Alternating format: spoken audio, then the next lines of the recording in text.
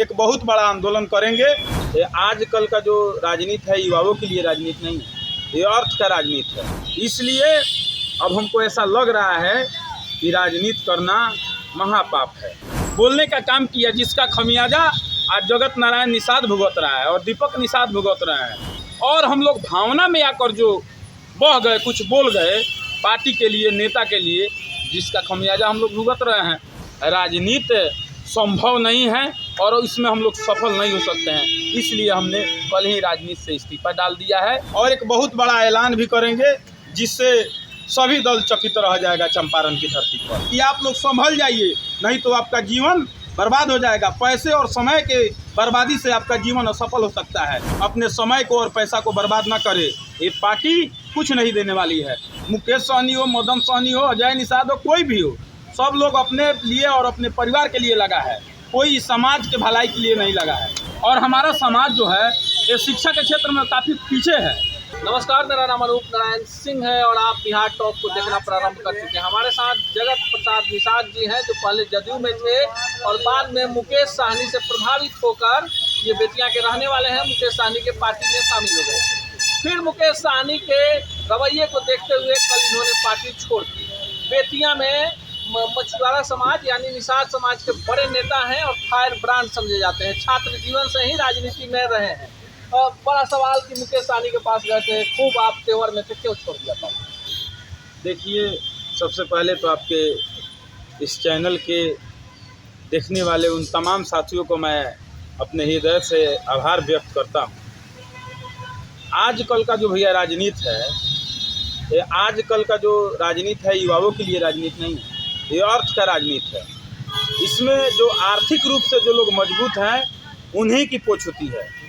गरीब गुरबा कोई भी व्यक्ति है जो बहुत ही संगठन के लिए दिन रात काम किया है, उसका कोई वैल्यू नहीं है। इसलिए अब हमको ऐसा लग रहा है कि राजनीति करना महापाप है। इसलिए हमने राजनीति से कल ही संन्यास दे दिया है। मन मेरा बहुत दुखी है। इससे पहले मदन सहनी के काफी करीबी थे। जब उनका मामला आया था तो आपने जदयू छोड़ा था, फिर मदन सहनी को क्यों छोड़ दिया? वो तो वापस पार्टी में चले गए।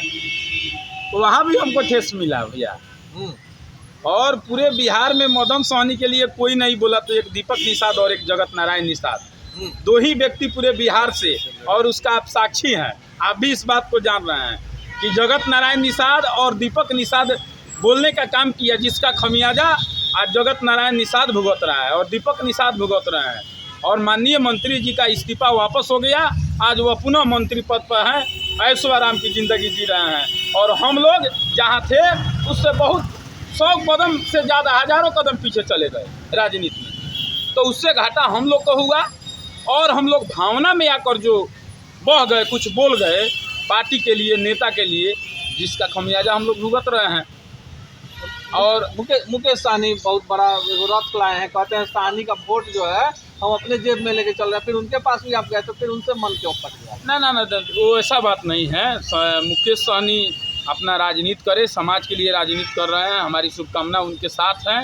ये मेरा व्यक्तिगत सुझाव है कि अब हम लोग के लिए, हम लोग जैसे गरीब परिवार के लिए, लोगों के लिए राजनीति संभव नहीं है और इसमें हम लोग सफल नहीं हो सकते हैं। इसलिए हमने कल ही राजनीति से इस्तीफा डाल दिया है।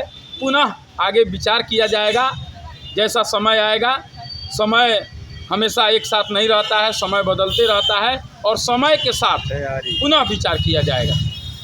बेतिया की सड़कों पर हजारों लोगों के साथ नीतीश कुमार का अभिवादन करने वाले जय नारायण निषाद क्यों इतने व्यथित हैं, यह भी जानना जरूरी है। राजनीति में जिस तरह से नए लोगों का पदार्पण हो रहा है, धनबल अब बाहुबल को पीछे छोड़ चुका है और नए लोग जो समर्पित कार्यकर्ता हैं उनकी जगह को छीन रहे हैं, ये दर्द भी है। तो एक बड़ा सवाल है कि बड़ी व्यथित हैं। आपको लगता है कि आपके जैसे गरीब घर का लड़का, लेकिन जनता तो आपके साथ है, बेतिया में भीड़ तो आपके साथ है।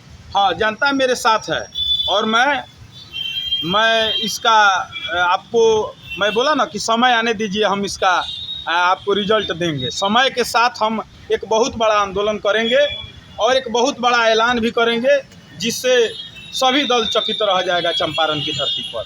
निश्चित हम उसके तैयारी में लगे हैं। जो भी लोग मेरे साथ हैं उनके लिए 24 घंटा मेरा खून और मेरा शरीर समर्पित है। समर्पित रहेगा। जब भी उनको कोई भी ज़रूरत पड़े, जगत नारायण निषाद उन लोगों के लिए हाजिर है जो लोग जगत नारायण को अपने आप को खुद जगत नारायण निषाद समझते हैं। लेकिन अब बड़ा सवाल आपने उठा दिया है, जो कार्यकर्ता दरी बिछाता है, जो कार्यकर्ता झंडा लगाता है, नेताओं के आगे पीछे घूमता है, जब मौका आता है, जब परिस्थितियां बनती हैं कि उसे आगे बढ़ाया जाए, ऐसे में दूसरे लोगों को बढ़ा दिया जाता है। कितना दुख होता है बिहार की राजनीति में जो नई परिपाटी शुरू हुई। बहुत दुख होता है। दरी बिछाने वाले काम जगत नारायण निषाद जैसे वर्कर करते हैं। कोई धन बल बाहुबल वाला वर्कर नहीं करता है। वो आता है और कुर्सी पर बैठेगा, भाषण देगा और चला जाएगा। दरी बिछाने वाला, जाजिम बिछाने वाला, कुर्सी लगाने वाला, मंच सजाने वाला और जनता को लाने वाला, ये काम जगत नारायण निषाद जैसे वर्कर करते हैं। लेकिन धन बल बाहुबल के सामने आज ये गरीब जो परिवार के जो लोग राजनीति कर रहे हैं, उनके लिए राजनीति नहीं। हम उनको चेतावनी देना चाहते हैं आपके चैनल के माध्यम से कि आप लोग संभल जाइए, नहीं तो आपका जीवन बर्बाद हो जाएगा। पैसे और समय के बर्बादी से आपका जीवन असफल हो सकता है। चाणक्य ने कहा था इस बात को, और इस बात से हम सचेत हो गए हैं। इसलिए आपके चैनल के माध्यम से उन तमाम युवाओं को कहना चाहते हैं, बिहार के तमाम युवाओं से, कि आप लोग भी अपने समय को और पैसा को बर्बाद ना करें। ये पार्टी कुछ नहीं देने वाली है। आप लोग स्वयं को मजबूत होइए, अपने क्षेत्र में मजबूत कीजिए और आने वाले त्रिस्तरीय पंचायती चुनाव लड़िए, तब जाके ताकत का पता चलेगा इन नेताओं को। अच्छा, ये बता दीजिए, निषाद है, आपके टाइटल में निषाद है, निषाद का नेता कौन है बिहार? देखिए, निषाद का नेता कौन है और कौन नहीं, अब ये बात मेरे जहन में मत रखिए और हमसे ये सवाल मत कीजिए। देखिए, निषाद का नेता सब लोग अपने लिए लगा है, कोई निषाद के लिए नहीं लगा है। मुकेश सहनी हो, मदन सहनी हो, अजय निषाद हो, कोई भी हो, सब लोग अपने लिए और अपने परिवार के लिए लगा है। कोई समाज के भलाई के लिए नहीं लगा है।